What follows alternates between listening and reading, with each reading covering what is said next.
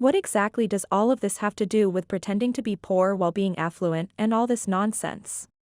Being impoverished is incredibly significant, and labeling someone as such may be offensive to some people. What do poor people look like? How do wealthy individuals typically present themselves? What do all of these presumptions amount to? We all assume that everyone who listens to our approach must live in poverty.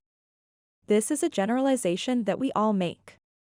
It is assumed that if a person possesses a particular set of assets, they are wealthy. Nevertheless, these presumptions should be taken with a grain of salt. Welcome back to Financial Fortune. Hope you guys will stay with us up to the end of this video. It's not how much money people make or how much money they have that differentiates poor people, middle-class people, and rich people. Instead, it's the mentality that poor people have about money. They believe it should only be used for things like paying bills. Rich people have a much more expansive view of what money can be used for. Therefore, most of the time, individuals spend their entire lives working merely to generate enough money to pay their bills. People in the middle class believe that money is for creating credits to buy things they can't afford, and they continue making these payments until the day arrives when they can finally afford those items. Still, some who are wealthy feel that the purpose of money is to make more money, ultimately leading to a point where one's wealth generates such a large amount of additional wealth that one can spend without worrying about further financial obligations. When it comes to the real study and studies, one of them indicated that they had 80 white males and 80 white women who made between $35,000 and under, with some making between $100,000 and over, while others made between $35,000 and less. Simply displaying an image of their face was able to accurately determine 68% of the time who was poor and who was affluent. If you're wondering how anything like this could be possible, the answer has to do with the emotional stress elements. They are permanently etched into the surface of that person's face. The purpose of this video is to explain to you precisely why seeing in a particular way is of the utmost significance. How to get rich without focusing on the individual components alone. Why does it seem that the component can cost so much? When you're a teenager, you may believe that the only way to give the impression that you're wealthy is to dress like a rapper and flaunt expensive items like a gold chain, a pair of sneakers, and a money clip. Poor people often try to appear moderately well off by purchasing a single high-priced item, such as a Louis Vuitton handbag or a Gucci wallet. But picture the cost of trying to appear wealthy when you buy a property for $400,000, but the true cost of the house is $200,000. When you factor in how much it costs to appear as though you belong in the same social class as the super wealthy, you'll see that all this stuff is ridiculously overpriced. To appear to be something you are not yet, you forego rental property revenue that creates something and sets you on the path to financial independence. If those who are impoverished try to project an image of wealth even when they do not possess it, what explains the tendency of those who are wealthy to project an image of poverty genuinely? You cannot tell by looking at someone if they are affluent or wealthy themselves. For example, if you were just crossing the street when you spotted Mark Zuckerberg, but you didn't see his face, you wouldn't be able to tell that this person was wealthy. They all appeared to be average-looking males dressed in t-shirts, and none of them appeared to be wealthy.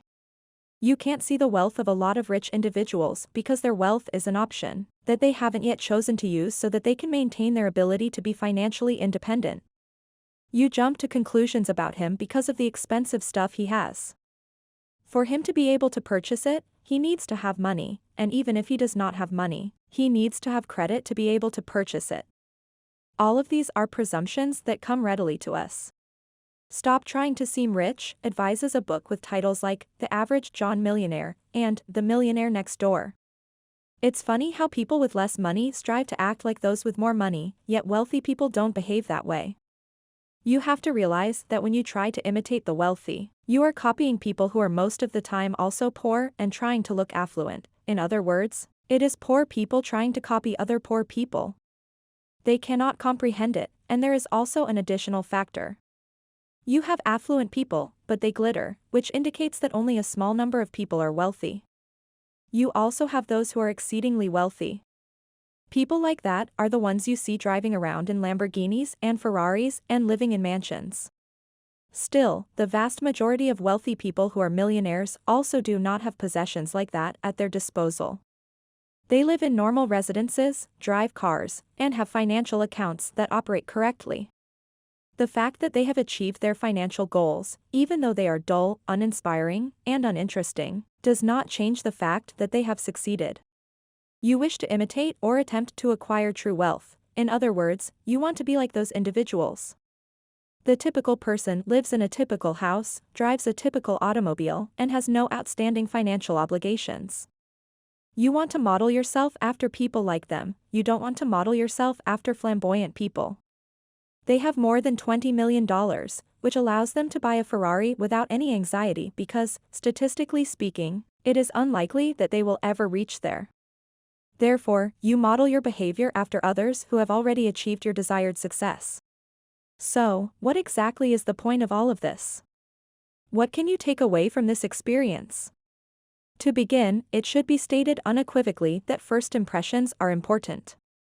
When you just seem ragged, it doesn't matter if you look poor or affluent, that's not a reason to be ashamed. That's a different aspect, and it boils down to maintaining good personal hygiene, although clothes are not the primary factor. Concentrate on genuinely creating riches.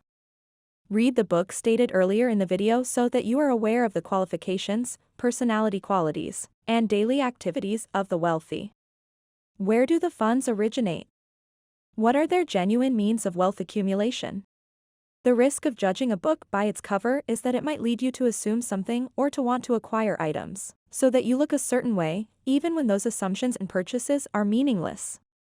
The important thing is to ask for real money and to set up some kind of general lifestyle budget. You should complete the 3 in the specified order. As you reach the end of a series of budgets or success targets, you swap out the characters.